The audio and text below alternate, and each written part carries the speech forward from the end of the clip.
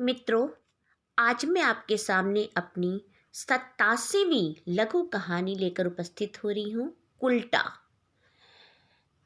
मित्रों, रंग रूप तो किसी के हाथ में नहीं होता है। गोरे रंग पे तो बहुत लोगों को गुमान होता है, पर काले रंग वाले कहाँ जाएं? शायद मेरी इस कहानी से लोगों को प्रेरणा मिले। तो चलिए सुनते हैं अपनी 87वीं लघु कहानी उल्टा।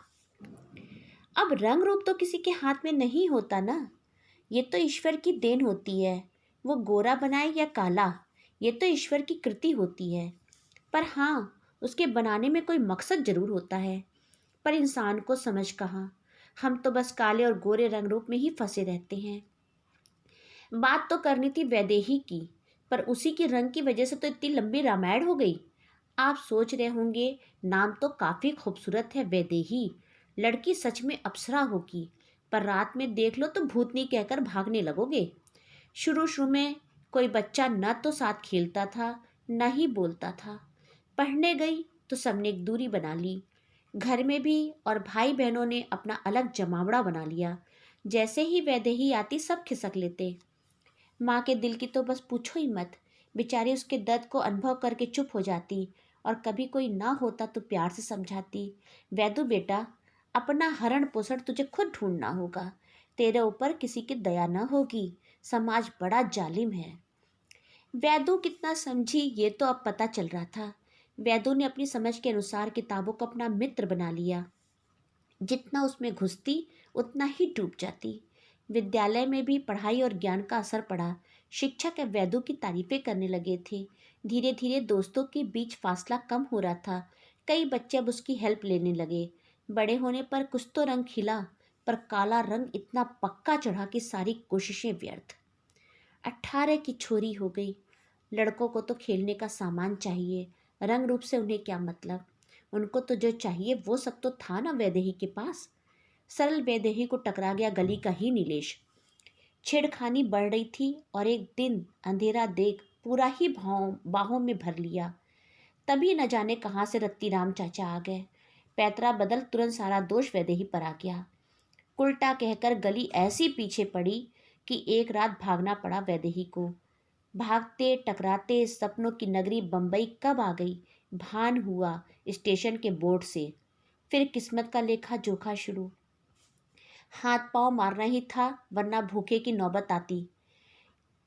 हाँ, यहाँ एक बात जरूर अच्छी हुई कि उसके रंग रूप का किसी से कोई लेना देना नहीं था। सब अपने में मस्त। काम बहुत जल्दी मिल गया। एक सेट पर हीरोइन की देखभाल का, यानी उसके कपड़े वगैरह को ठीक करना, उसके सामानों को जमा कर रखना, और छोटे छोटे कार। आज एक क्रीम का ऐड था। काले लोगों को कैसे गोरा बनाती है ये क्रीम। गोरी तो हीरोइन मौजूद थी, पर काली कहाँ से लाएं। बहस चल रही थी कि हीरोइन को ही काला रंग देते हैं, फिर साफ करके न्यू लुक देंगे, पर कहीं से स्वाभाविकता नहीं आ रही थी। वहीं से वैदेही का गुजरना हुआ कि डायरेक्टर के दिमाग की घंटी बज गई। अरे अरे बुलाओ उसे, अरे वो अरे मैडम की मेड यार, अरे बुलाओ उसे जल्दी। डायरेक्टर साहब को तो एक एक मिनट भी भारी लग रहा था। जब वैदेही सामने आकर खड़ी हुई तो ऐसा लगा कि ऐड अब आसानी से कार्यान्वित हो जाएगा। फुल प्रूफ तैयारी के साथ ऐड शुरू। जान सी आ गई, और वैदेही जैसे लगा वो बनी ही इसलिए है। ना कोई घमंड, ना कोई लालसा, सब स्वाभाविक। 3 रोज बाद ऐड की पेमेंट कई हजार रुपयों में मिली। ऐड ने तो ऐसी नेचुरल ब्यूटी को सर पे बिठा लिया। अब तो मॉडलिंग की दुनिया में काली ब्यूटी ने तहलका मचा दिया। कल की उल्टा आज की काली क्वीन बनकर नशे की तरह सबके सर पर चढ़ रही थी।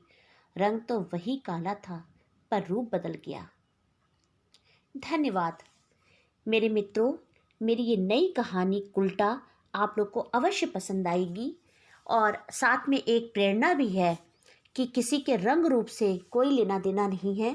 काला भी काली औरत या काला आदमी या काला व्यक्तित्व हर वो कार्य कर सकता है, कहीं ना कहीं हमारे लिए प्रेरणा का स्रोत बन सकता है।